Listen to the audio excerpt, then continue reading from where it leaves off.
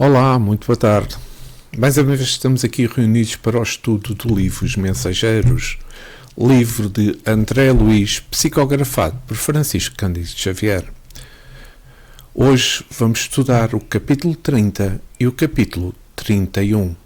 Mas antes de iniciarmos propriamente o estudo, quero agradecer ao nosso irmão maior, nosso Mestre Jesus, aos nossos guias, aos nossos amigos espirituais, ao mentor deste trabalho, para que tenhamos neste momento paz, discernimento,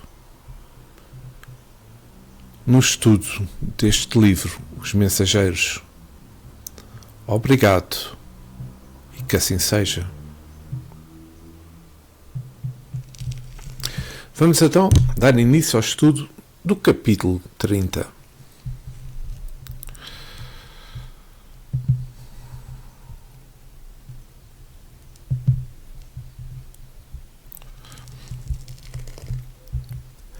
O capítulo 30 tem por nome, intitulado este capítulo, Palestra Afetuosa. Vamos então. Mas antes, como sempre, eu queria falar um pouco só sobre o capítulo 29, o capítulo anterior. Eu acho que no capítulo anterior há uma lição que eu tiro. Capítulo 29. É que o espírito está no lugar que necessita para a sua progressão espiritual. Vejamos. A ideia de que Deus dá as maiores batalhas aos seus melhores guerreiros no espiritismo é uma metáfora que salienta a importância do crescimento espiritual, da fé, da persistência diante dos desafios da vida. Acreditando nessa ideia, o indivíduo se sente entusiasmado a se esforçar e a procurar a evolução e a confiar em Deus, mesmo quando as dificuldades são grandes. Se estamos num lugar onde o desafio é maior, é porque temos condições para poder dar mais. Se estamos num ambiente mais apropriado, é porque temos uma condição de harmonia conjuntamente com outros espíritos que nos podem ensinar-nos a melhorar mais e crescer. Neste capítulo 29, Cecília continua a explicar-nos que aqueles trabalhadores estão no campo da paz, estão em serviço intenso de autoaperfeiçoamento. Ou seja, e reflete muito o sonho da jovem Cecília, que deseja conhecer pessoalmente o nosso lar. Esse sonho é um sonho para a evolução. É um sonho para poder se desenvolver espiritualmente. Então aqui, Cecília, e não falando só de Cecília, vejamos. No que se refere aos trabalhos do campo da paz, no capítulo 29, para a espiritualidade da construção de centros espíritos, ou seja, pós-socorros na própria terra, onde se recebem encarnados também, desencarnados, muito estaremos nós a ajudar as colónias que recebem os espíritos já pré-atendidos nestes trabalhos aqui na Terra. São aquelas que estão junto à crosta no plano espiritual. À crosta da Terra, como é óbvio. Então, somos todos nós e todos aqueles que trabalham nos centros espíritas, trabalhadores, como todos os outros das colónias, e devemos nos rever como tal, porque já estamos a ajudar os encarnados e os desencarnados. Então aqui vamos falar para o capítulo 30. O título, Palestra Afetuosa. Voltámos-nos em conversação para as belezas do nosso lar quando Aldonina interveio acrescentando: alguns membros da nossa família visitam a cidade de vocês de tempo a tempos. A nossa irmã Isaura, que casou em Campo da Paz há 3 anos, lá reside em companhia do esposo, que é funcionário dos serviços de investigação do Ministério do Esclarecimento. Percebemos a curiosidade, prosseguiu. Morava ele connosco, mas desde o tempo foi convocado a serviços por lá indo mais tarde buscar a noiva. Vicente, que se mantinha em atitude séria, exclamou: tocamos num assunto que muito me tem despertado. Desde que regressei aos círculos terrenos, não tinha no mundo nenhuma ideia que pudéssemos cogitar de uniões depois da morte do corpo. Quando assisti à festividade dessa natureza em nosso lar, confesso que a minha surpresa ralou de estupefacção. E aqui vou parar o texto, porque só fazer um pequeno comentário a esta parte que nós lemos. Então, pelo que vamos ver a seguir no texto, nós vamos perceber se há ou não casamentos no mundo espiritual, como saudades e como são as condições. Nós aqui na Terra temos a lei do progresso, que conforme as nossas reencarnações nos permite crescer gradativamente no plano espiritual. Temos espaços regulados, temos ordenados, temos formas diversas, casas cercadas de muros de era, parques, animais domésticos e todos os lugares repletos de muito verde. Assim é descrito o nosso lar. Também com grandes fábricas de preparação de sumos, de tecidos, artefatos de geral, que dão trabalho a mais de 100.000 criaturas. 100.000, meus amigos. Então a união dos seres que se agrupam em famílias poderá ser um ato com vista ao regresso ao mundo físico. A evolução em dois mundos, de Francisco Cândido Xavier e Valdo Vieira, pelo espírito André Luiz, ele menciona: a reunião no plano espiritual acontece com a prevalência da união dos semelhantes em relação à escala de afinidades eletivas. Se os viúvos ou viúvas das núpcias contraídas em grau de menor afinidade demonstram sadia condição de entendimento, são habitualmente conduzidos depois do desencarno ao convívio do antigo companheiro nas condições que dois irmãos que caminharão lado a lado, testemunhos de caridade e sacrifício pessoal, para que atendam dignamente à articulação dos próprios destinos. Contudo, se a desesperação do ciúme ou a nuvem do despeito cegassem, reassociados no plano superior, ampara-lhe a reencarnação, à medida de benfeitores ocultos, interpretando a rebelião por sintoma enfermiço, sem que lhes retirar o apoio amigo, até que se reajustem no tempo. Está escrito neste livro. E eu recordo aqui o livro dos Espíritos, o livro de Allan Kardec, na pergunta, eu vou ler a pergunta 297. Continua a existir no mundo dos espíritos a afeição mútua que dois seres se consagraram na Terra? Vejam esta pergunta de Kardec, a resposta já vimos, mas, sem dúvida, desde que originada pela verdadeira simpatia. Se, porém, nasceu principalmente de causas de ordem física, desaparece com a causa. As afeições entre os espíritos são mais sólidas e duráveis do que na Terra, porque não se acham subordinadas aos caprichos dos interesses materiais e do amor próprio, disse o Espírito da Verdade. Eu acho que, eu só vou ler esta pergunta, acho que explica bem aquilo que eu tentei dizer por outras palavras. Vamos continuar com o nosso texto. Cecília Vivaz acentuou sorrindo. Isto se deu também conosco. É forçoso reconhecer que tal estado de alma resulta do exclusivismo pernicioso a que nos entregamos no plano carnal.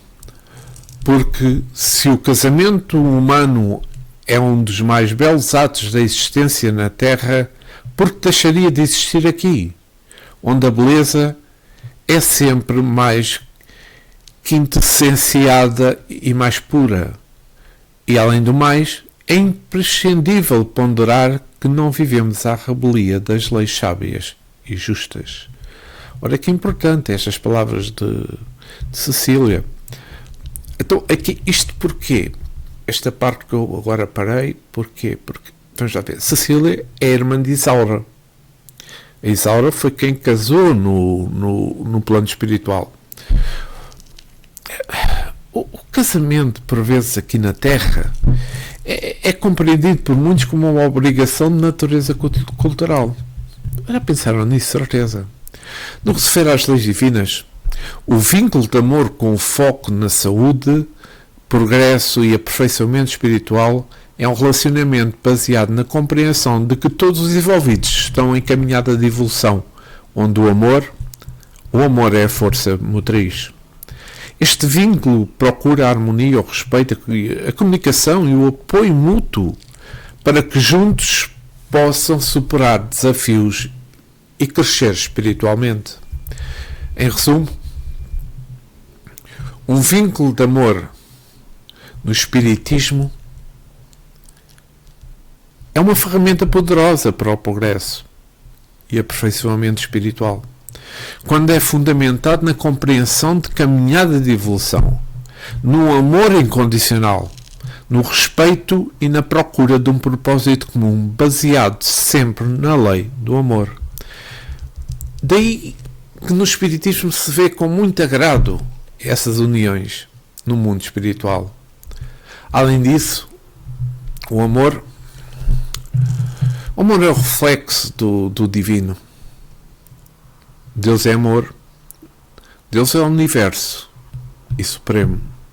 É universo, perdão, Deus é universal e supremo. Ao amar ao próximo como a nós mesmos, como disse Jesus, estamos tentando refletir no amor condicional. O amor condicional e o amor supremo de Deus, que nos criou à sua imagem, mas também à sua semelhança. Ainda que nos esforcemos a perdoar, compartilhar, respeitar, ajudar, abençoar, rezar por os nossos inimigos, não será o suficiente por aquele amor perpétuo de Deus, que nos quer de volta para o seu reino, porque nós não somos deste mundo. Além do mais, sem Deus, nenhum outro amor pode nos encontrar, pois Ele criou tudo e todos. Mas, resumindo, a visão espírita sobre o amor e relacionamento nos convida a refletir profundamente sobre a natureza das nossas ligações e tem um sentido espiritualizado, não meramente carnal. O amor é um laço espiritual que nos une, que nos transforma, proporcionando as condições ideais para o nosso crescimento. Cada relacionamento, seja ele passageiro ou duradouro, é uma oportunidade de aprendizado que nós temos e de evolução, onde podemos descobrir aí a verdadeira essência do amor. Ao entendermos a profundidade dessa filosofia que eu falei agora, dessa forma filósofa de mencionar, nós somos incentivados a amar de maneira mais plena, a cultivar relações, mas relações que sejam relações saudáveis, e a trabalhar pela nossa evolução e pela do próximo, que é muito importante. Afinal, o amor é a chave que abre todas as portas da verdadeira felicidade. Não é esta felicidade que nós temos aqui na Terra, a verdadeira felicidade espiritual, conduzindo-nos ao amor maior, que é o divino. E vamos então continuar com o nosso texto.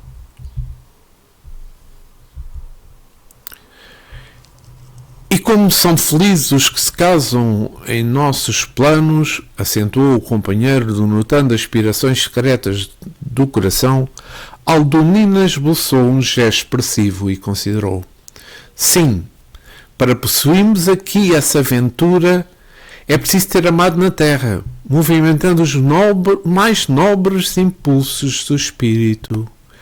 Para colher os júbilos dessa natureza, é necessário ter amado com almas. Os que se consagram exclusivamente aos desejos do corpo não sabem amar, além da forma, sendo incapazes de sentir as profundas vibrações espirituais do amor sem morte. Olha que profundo isto. Muito profundo, muito importante. E eu aqui vou voltar aqui a falar do seguinte.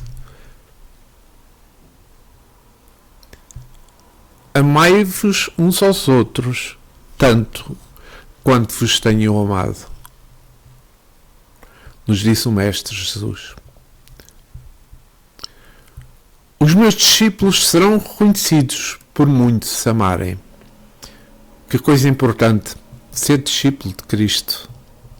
Identificados pela capacidade de amar. Então, meus amigos, é tempo de começarmos a refletir a respeito do amor na Terra. Que não se trata de abraços, de beijinhos, de carícias.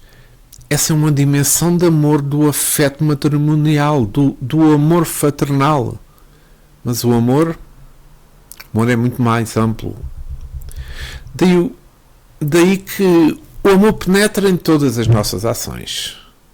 Para que sejam ações positivas, para que sejam ações de bem, temos de ser alimentados pelo amor. É por causa disso que o apóstolo Simão Pedro escreveu numa das suas epístolas que o amor só é amor. Que o amor e só amor é capaz de cobrir multidões de pecados. Que importante isto que disse Simão Pedro. Então é pelo amor, e somente pelo amor que nós estamos hoje no mundo. Ainda que explodam bombas, ainda que haja palavras de insulto como vemos todos os dias, e ali, ainda que haja maus homens, doentes criaturas. Aldonina refere-se para alcançar esse amor no plano espiritual, tem de se começar a amar na Terra ou em outros planetas de provas e expiações. Este capítulo é um capítulo completamente rico e vamos continuar porque há muita coisa importante ainda a falarmos, que eu acho e espero que também o achem, porque estou-me a basear em factos escritos espíritas e não espiritistas, como muitos afirmam. Deixando, porém, retomar o assunto referente a ela que interroguei. Curioso. Continua falando da irmã que se mudou para o nosso lar. Estimaria saber como se realizou o consórcio. Se você, Cecília, está aguardando um prémio de visita à nossa cidade, como se casou ela, transferindo-se para lá definitivamente? Cecília sorriu e retrucou. Isso é outro caso. Isaura não poderia correr atrás do noivo, porque estava em situação inferior à dele. Mas António, como superior, poderia descer a pescá-la. Importante esta parte. Não creem, porém, que o matrimónio se tenha verificado sem qualquer preparação ou exigência. O noivo poderia conduzi-la sem qualquer formalidade, desde que recebesse o devido consentimento. Porquanto obter a permissão das autoridades do nosso lar. Mas um dos chefes do serviço aconselhou Isaura neste sentido, explicando-lhe como administrador de uma colónia em condições inferiores não poderia opor-se a qualquer embargo, mas pedia à noiva preparar-se por 6 anos sucessivos em Campo da Paz, antes da partida definitiva, acrescentando sensatamente que num casamento de almas é indispensável apurar o enxoval dos sentimentos. Nossa irmã, que foi sempre muito prudente, aceitou a solicitação e trabalhou durante todo o tempo em nossa colónia, adquirindo valores culturais e aprimorando o campo do pensamento E aqui vou parar o texto, porque aqui falamos de umas coisas que são extremamente importantes. Extremamente importantes para todos nós. Para todos nós. E então, porque Cecília, que controlava o processo de Isaura, pediu para continuar esse processo durante 6 anos, antes de ter um casamento de almas. No Espiritismo, o aperfeiçoamento do pensamento e valorização dos valores culturais estão intrinsecamente ligados. O Espiritismo agradece a importância do pensamento consciente e da sua influência na vida e na evolução espiritual. Ao cultivar pensamentos elevados e positivos, os espíritas procuram uma realidade mais harmoniosa e sem, por sua vez, mais harmoniosa e em sintonia com as leis divinas. A valorização dos valores culturais, por sua vez, é vista como uma ferramenta para aprimorar o pensamento e a mente, enriquecendo-a com os conhecimentos e sabedorias transmitidas pelas diferentes culturas. Ora que, porque aqui nós podemos perceber que todas estas cidades espirituais, postos como o campo da paz, elas são baseadas em culturas quem as fundou. Se recordam, há uns capítulos atrás falámos do campo da paz, dava uma parecença com edifícios medievais, porque tudo vem com essas culturas, mas essas culturas são extremamente importantes para haver esta conexão entre as almas. Mas vou continuar com o texto, desejando, porém, retomar o assunto. Perdão, já não é sim, senhora, já estava a repetir a mesma. Recebi essas delicadas informações sem disfarce, a enorme surpresa. Já fui visitar o casal uma vez, disse Aldonina, honrada, quando ganhei o prémio da sua idade e bom comportamento. Estive no nosso lar durante uma quinzena inesquecível para mim. No entanto, embora visitasse sublimes instituições como o Bosque das Águas, ou o Salão da Arte Divina, ou o Campo da Prece Augusta, reconheço ter voltado muito longe de um conhecimento integral da enorme cidade. Lá irei, contudo, mais tarde, pois continuo em meu trabalho e os nossos instrutores afirmam que sempre que tudo de bom deve-se aguardar do destino, quem saiba servir o bem e trabalhar com esperança. Admirando a beleza de sentimentos daquelas jovens, indaguei emocionado. Mas não têm vocês, em Campo da Paz, instituições semelhantes? Não existirão por lá templos de alegria abertos à juventude? Ah, sim, murmurou Cecília, como quem não deseja ser integrada às bênçãos do Eterno. Muito nos dá o Senhor em nossa colónia. Entretanto, permanecemos na vizinhança dos irmãos encarnados. As tempestades que nos atingem obrigam-nos a serviços constantes. Os quadros inferiores que nos cercam são profundamente dolorosos. A nossa cidade não possui ministérios da união divina nem de elevação. Não podemos receber a influência superior com muita facilidade. Nossos trabalhos de comunicação e auxílio necessitam ainda de muita gente educada no Evangelho para funcionar com eficiência. Além disso, temos os problemas da finalidade. Nossa colónia foi instituída para socorro urgente. A nosso ver, Campo da Paz é mais que tudo um avanço do centro de enfermagem, rodeado de perigos porque os irmãos ignorantes e infelizes nos cercam o esforço de todos os lados, de 10 em 10 quilómetros. Nas zonas de vizinhança há postos de socorro, como este, e funciona como instituições de assistência fraternal e sentinelas ativas ao mesmo tempo. A jovem fez uma pausa mais longa, observando os efeitos das suas palavras, e rematou. Nosso governo, quando se agravam os serviços, costuma asseverar que estamos num campo de batalha com a paz de Jesus. Imagem alguma define tão bem o nosso núcleo como esta. No exterior, o trabalho é rigoroso e incessante, mas dentro de nós existe uma tranquilidade que nós mesmos dificilmente podemos compreender. O serviço circunscreve-se à cidade? Perguntei. Não, o trabalho é multiforme. Eu e Aldonina, por exemplo, temos grandes tarefas de assistência junto aos recém-encarnados. Nossa cidade prepara em média 15 a 20 reencarnações diárias e torna-se imprescindível assistir os companheiros ou tutelados, pelo menos no período infantil mais tenro, que compreende os primeiros 7 anos da existência carnal. E aqui vou parar, porque acho que é importante falarmos nesta parte, pois aqui, para aquilo que nos é transcrito,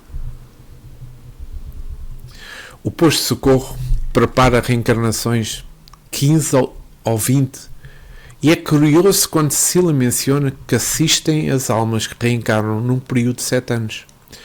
Ou seja, é importante realçar que esse período de 7 anos é um período de proteção, pois ainda se encontra ligado ao plano espiritual desse ser. A proteção é essa que não falta até o espírito atingir a maturidade. As reencarnações e o início da vivenda corporal é composta por muitas fases.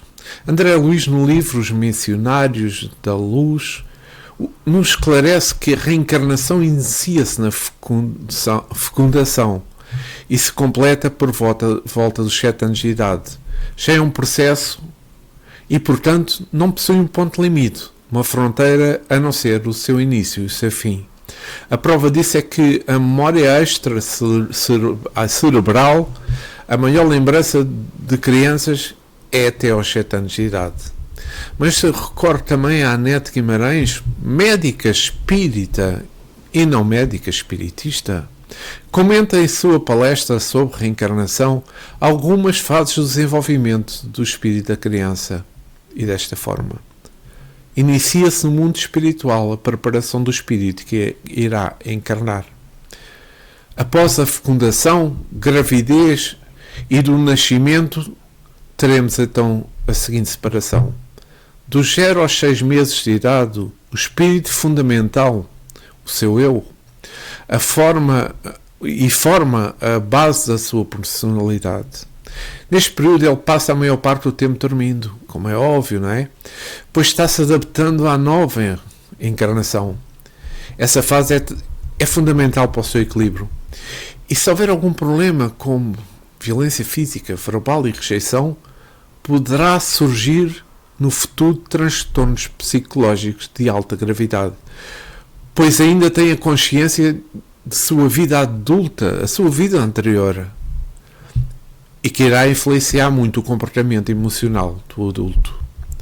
Entre os 6 meses e os 4 anos, o espírito já começa a ter consciência da sua nova vida atual. Desenvolve o reconhecimento das pessoas que vivem em seu redor. É comum a lembrança de suas experiências passadas e por isso às vezes são vistos como génios. Eles têm imensa atividade cerebral e multiplicação de neurónios.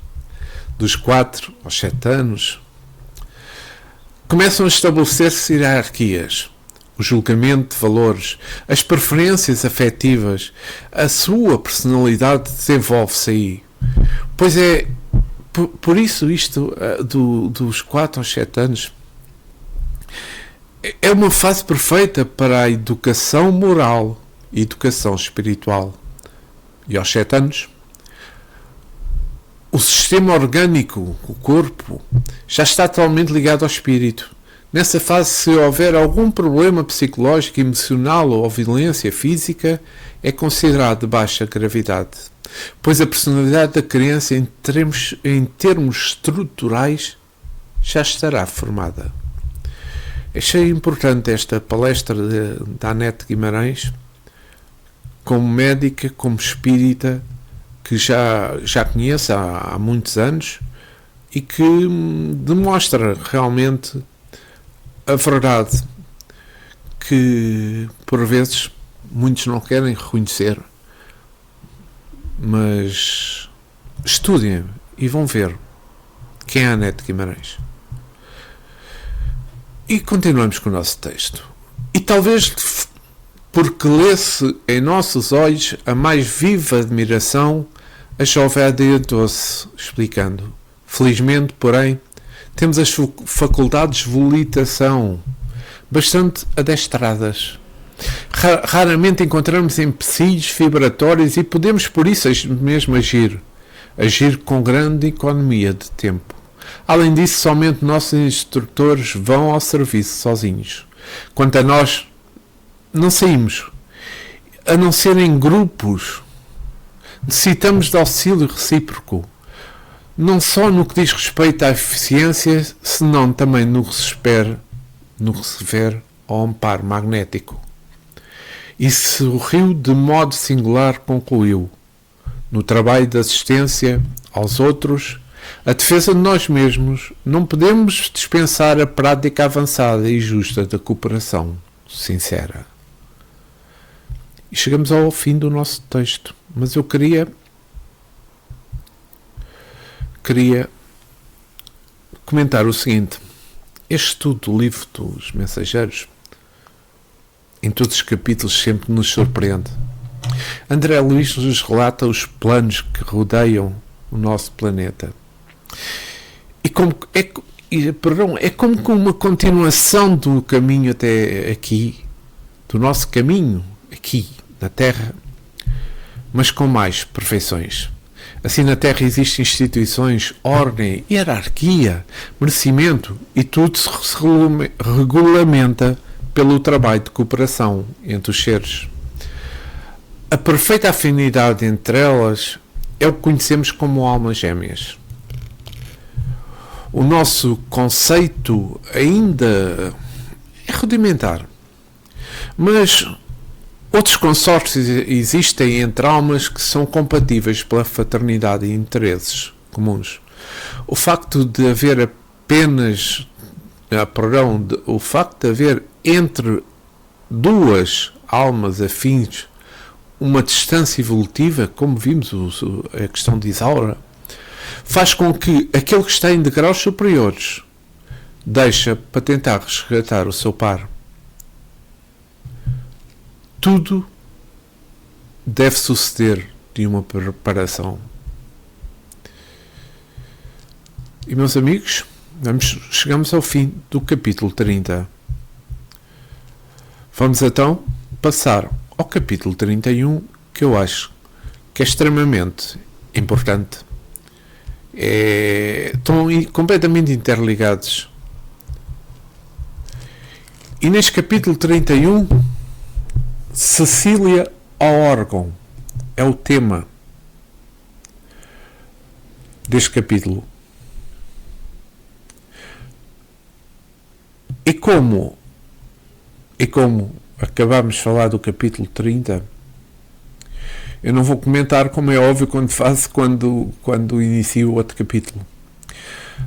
Mas vamos passar a ler o capítulo 30, que é outro capítulo também rico. Poucas vezes, no círculo carnal, tiveram o prazer de assistir a reunião tão seleta. Todos os lustres estavam magnificamente acesos, e lá fora as grandes árvores, docemente agitadas pelo vento brando, pareciam refletir o clarão lunar. Pares graciosos passeavam ao longo da varanda e as escadarias extensas. O castelo enchera-se de alegria, com a crescente multiplicação de convidados. O administrador mostrava orgulho de confraternizar com os colaboradores diretos na sua obra, na recepção condigna aos amigos da colónia próxima. O júbilo transparecia em todos os rostos, e eu, isto é, André Luís falando, observando a beleza do espetáculo, meditava na aventura da vida social, do ambiente daqueles que começavam a compreender e a praticar o amai-vos uns aos outros, distanciados da hipocrisia e das convenções aviltantes. E vamos aqui para um pequeno comentário sobre esta parte. Esta parte aqui realça a convivência social naqueles que começam a praticar, como disse André Luís, amai-vos uns aos outros. E nós sabemos o que é amai-vos uns aos outros. No Evangelho segundo o Espiritismo, de Allan Kardec, no capítulo 12, item 10 de Fénelon, ele escreveu: amai-vos uns aos outros e sereis felizes. Tomai sobretudo a peito amar os que vos inspiram indiferença, ódio e desprezo. O Cristo que deveis considerar modelo deu-vos o exemplo desse devotamento. Missionários do amor, ele amou até dar o sangue e a vida por amor. Não esqueçais, meus queridos filhos, que o amor não esqueçais, meus queridos filhos, que o amor aproxima de Deus a criatura e o ódio se distancia dele. Como eu disse, escreveu Fénelon no Evangelho segundo o Espiritismo. Então, o amai-vos uns aos outros, definindo socialmente, é como o caminho para a felicidade social. Então, mas nós sabemos que no Espiritismo o amai-vos uns aos outros é interpretado socialmente como um princípio fundamental que envolve a prática da caridade e do amor ao próximo, estendendo-se a todos os seres, sejam superiores, inferiores ou iguais, e significa cultivar a paixão, o perdão, a benevolência e a ação positiva em todas as interações, procurando o bem-estar e a harmonia dos demais. Então, o amor ao próximo é a base da evolução espiritual, como já vimos anteriormente, pois impulsiona o desenvolvimento da consciência e a procura de ações que promovam o bem-estar de todos. Caridade com prática também é importante. E a caridade, em sua ampla definição, é a manifestação prática do amor. O perdão e a benevolência, mesmo com os que nos afetam, o princípio do amor existe perdão e benevolência, procurando entender as causas das ações em vez de retaliar, cultivar o desentendimento e compaixão. O respeito por todos, outra coisa extremamente importante. O amor ao próximo deve ser estendido a todos os seres, sem distinções de classe, de raça, de crença ou condição social. O respeito e a dignidade de cada indivíduo devem ser valorizados. E a ação positiva. O amor deve ser traduzido em ações positivas que contribuem para o bem-estar da sociedade e para o desenvolvimento espiritual de todos. Achei importante falar nisto, nesta parte do texto, que vamos continuar. Peço desculpa, está aqui um erro e eu tenho que corrigir. Só um momento, porque não me está a aparecer o capítulo 31. Não sei o que aconteceu. Vamos lá ver se eu consigo agora.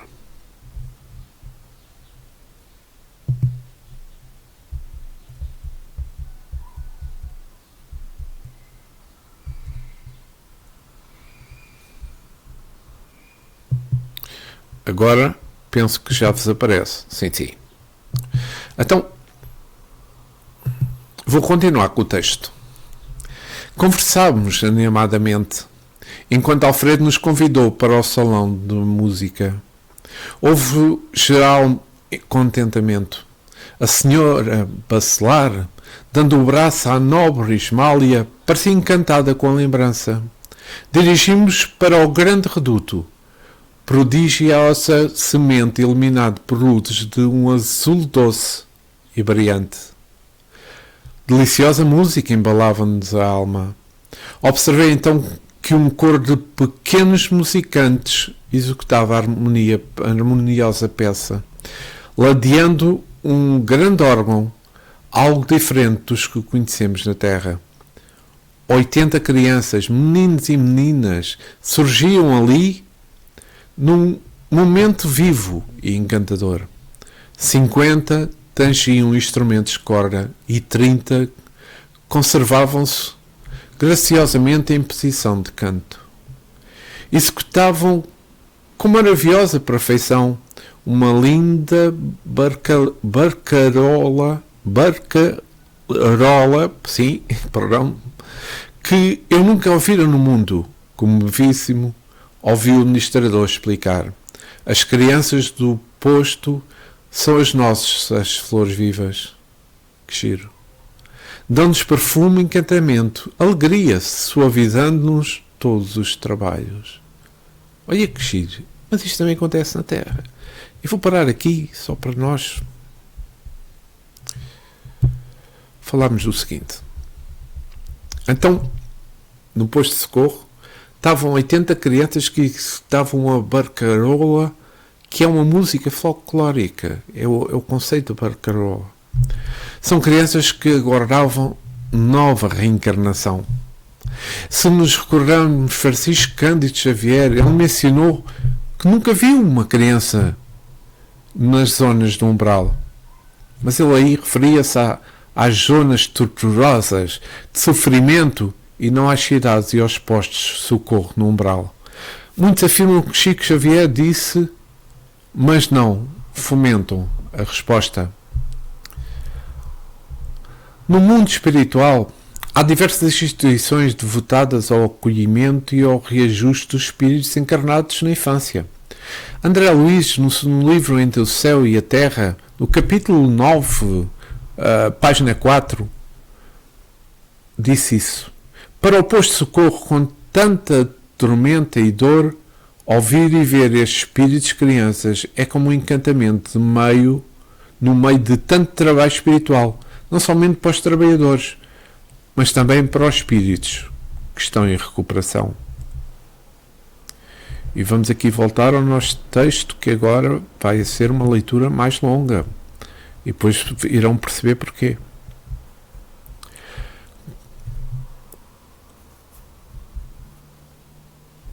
Abeiramo-nos do órgão, sentando-nos todos em confortáveis poltronas. Quando as crianças terminaram sob aplausos calorosos, Ismael pediu a Cecília executasse alguma coisa. Eu? Disse a jovem corando. Se a senhora vem de altas esferas, onde a harmonia é santificada e pura, como poderei executar para os seus ouvidos? Não digas isso, Cecília. Tornou-se sorridente a generosa esposa do administrador do posto de socorro. A música elevada é sublime em toda a parte. Vá, minha filha, lembro-me lá terreno nos dias mais belos. E antes que a jovem bacelar perguntasse qual a peça preferida, Ismália continuou. Os serviços musicais do posto levam-me a recordar a velha fazenda. Quando voltava do internato, meus pais estimavam as composições europeias e quase todas as noites ensaiava ao piano. E fixando-se em Cecília, os olhos úmidos e brilhantes, rematou. Sua mãe deve-se lembrar comigo a música predileta do meu velho e caridoso pai. Notei que a senhora Bacelar disse alguma coisa à filha, em voz baixa, e vimos Cecília caminhar para o grande instrumento sem hesitação. Com a emoção indizível, ouvimos-la executar magistralmente a tocata e fuga em ré menor de baixo, acompanhada pelas crianças exultantes. Fixei o rosto de Ismália, notando pela luz do seu olhar que os seus pensamentos vagueavam longe. talvez em torno de um antigo ninho doméstico. Vi enxugar as lágrimas discretas e abraçar Cecília carinhosamente ao findar a execução. Agora Cecília canta uma canção da própria alma. Falou a nobre senhora com as ternuras de mãe. Mostre-nos o seu coração. Os senhores bacelares estavam satisfeitos e emocionados. Lia-se nos gestos o carinho com que acompanhavam os menores movimentos da filha. A jovem sorriu, voltou ao teclado, mas permanecia agora fundamente transfigurada. O seu belo simulante parecia refletir alguma luz diferente que vinha do alto. Começou a cantar de maneira misteriosa e comovedora. A música parecia sair das profundezas do coração, mergulhando em sublime emotividade.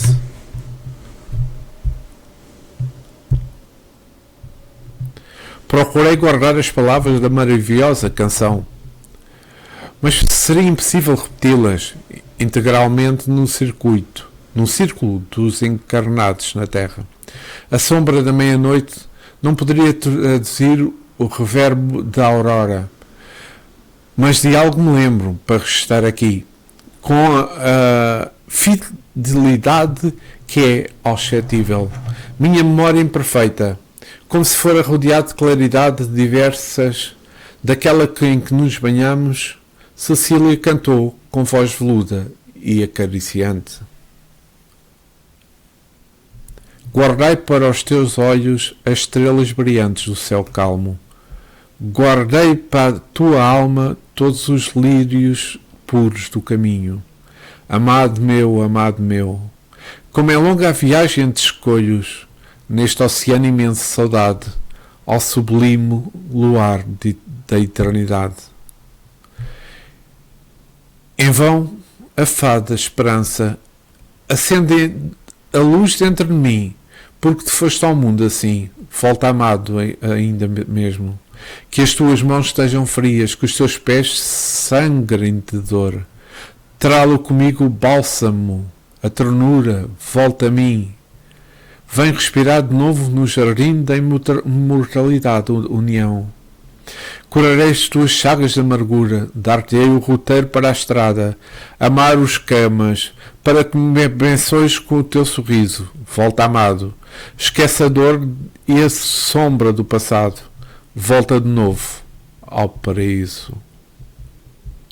Ora que...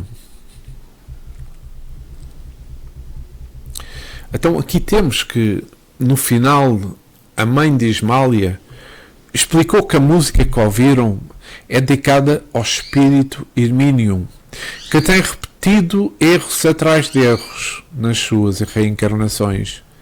Enquanto reencarnado, nós não nos lembramos dos amores que fomos e que tivemos, deixando ao longo das reencarnações, e que Cecília continua com esperança que Hermínio amadureça para o poder encontrar de novo. Depois pensamos um pouco, muitas vezes, como reencarnados, sentimos uma saudade interior e que não nos lembramos, mas sentimos uma saudade interior. Porquê? Não nos lembramos, nem por quem. Eu não me estou referindo ao lado efetivo do casal, mas à saudade baseada no verdadeiro amor, de que realmente amamos, no sentido verdadeiro do amor. O Espiritismo ensina-nos que amar é também agir. É estar disposto a ajudar o outro nas suas necessidades. O amor verdadeiro que se expressa na disposição de sacrificar pelo bem do próximo, e na compreensão das dores alheias e na procura para justiça e cuidado. O capítulo 4 do Evangelho segundo o Espiritismo diz que os espíritos formam no espaço grupos unidos da afeição, pela simpatia e semelhança de inclinações.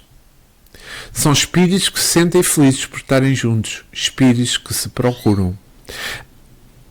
A encarnação espera como amigos que se separam momentaneamente. Muitas vezes seguem juntos na encarnação, reunidos na mesma família, no mesmo círculo, trabalhando juntos, por exemplo, para o progresso comum. O Evangelho realça que somente a verdadeira afeição de alma para alma sobrevive à destruição do corpo. Os seres que se unem na Terra, somente pelos sentidos, não têm motivo para se preocuparem no mundo dos espíritos. Só as afeições espirituais são duradouras. As afeições carnais extinguem-se com a causa que as provocou. Quanto às pessoas que se unem por interesse, nada são umas para as outras. A morte as espera na terra, mas também as espera no céu. E então, vamos aqui voltar ao nossa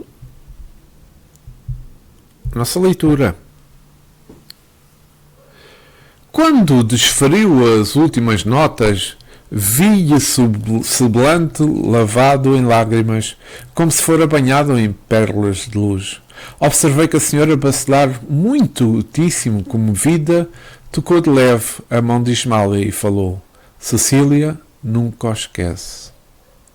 A esposa do ministrador, mostrando-se extremamente sensibilizada, indagou: Não têm vocês novas notícias de Hermínio? O pobrezinho,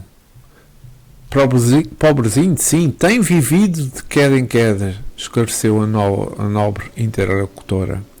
E Cecília sabe que não poderá contar com ele por muito tempo ainda, guardando por esse motivo muitas lágrimas íntimas.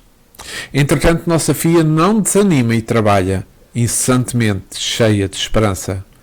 Nesse momento, porém, a jovem regressava ao círculo familiar enxugando os olhos. A mãe de Alfredo abraçou e falou: Muitas felicitações. Não sabia que você progredira tanto na arte divina. E que bela canção. Cecília fez um gesto de timidez, beijou a mão carinhosa da amiga e retrucou: Perdoe-me, querida Ismália. Meu coração permanece ainda muito ligado à terra. Ismália, porém, de olhos úmidos e compreendendo o sofrimento íntimo, conchegou ao peito e murmurou: Devotar-se não é crime, minha boa Cecília. O amor é luz de Deus, ainda mesmo quando resplandece no fundo do abismo. Ora que vamos parar aqui para falar uma coisa. Então, o devotamento no amor verdadeiro é como uma forma de ascensão da alma em prol desse mesmo amor verdadeiro. É importante a frase Ismael onde refere-se: o amor é a luz de Deus, ainda mesmo quando resplandece no fundo do abismo. Que importante. Esta afirmação expressa que o amor, mesmo em situações de profunda escuridão ou sofrimento, é uma manifestação do amor divino e pode trazer luz, e traz mesmo luz, poderei dizer isto, luz e esperança. Que eu sei por mim próprio. A ideia de que, apesar das dificuldades, o amor, que é considerado um atributo de Deus, pode ainda brilhar e trazer conforto mesmo a todos, nos momentos mais sombrios. Quando falamos do amor como luz de Deus, esta expressão utiliza uma metáfora para representar o amor como algo divino, uma força que vem de Deus e que ilumina a vida. Resplandece no fundo do abismo. É uma imagem do fundo do abismo. Esta imagem reflete as situações mais difíceis de dor, as situações mais difíceis de sofrimento, as situações de esperança. Ó escuridão. A luz mesmo no abismo. A afirmação destaca que o amor, embora seja uma luz divina, pode continuar a brilhar em circunstâncias extremas, trazendo conforto, esperança e direção em meio à escuridão. Numa forma geral, eu direi outra coisa.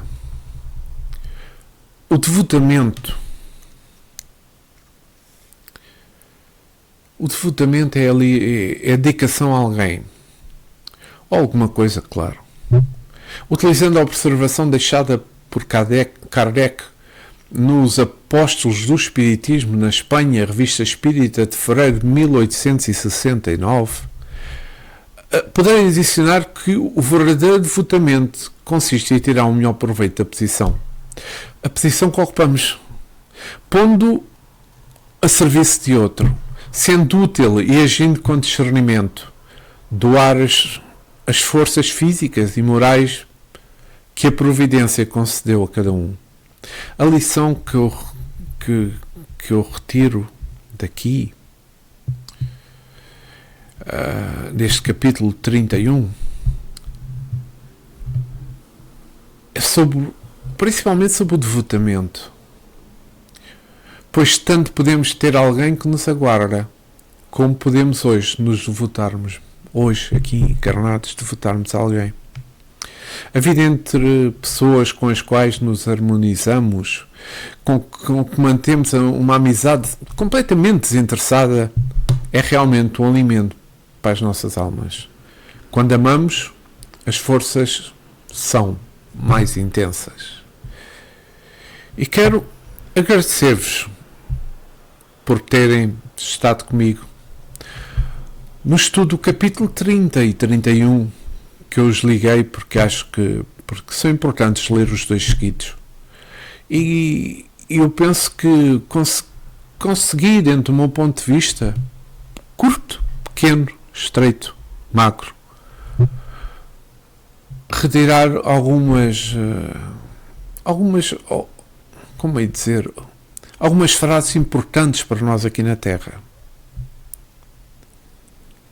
Para nós percebermos verdadeiramente o que é que estamos a fazer. Para nós percebermos verdadeiramente o que é o amor.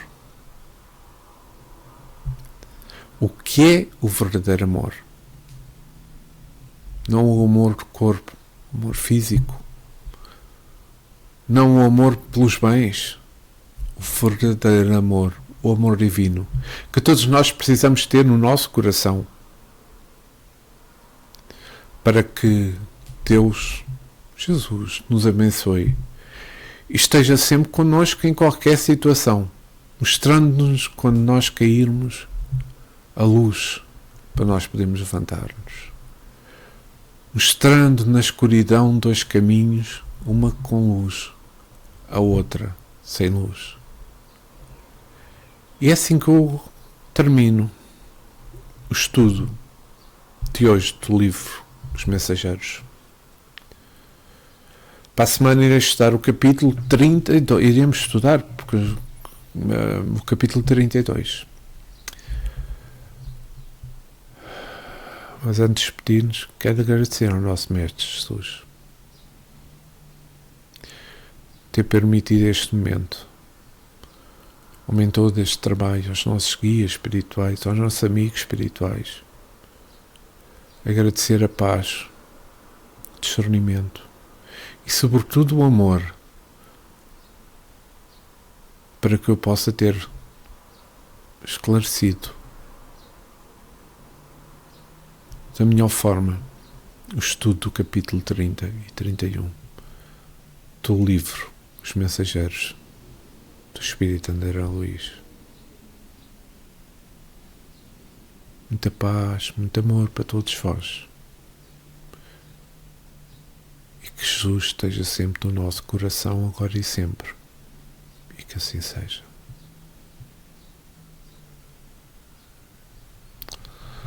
Obrigado por terem estado comigo. Voltarei para a semana com o estudo do capítulo 32. Muita paz, muito amor para todos vós.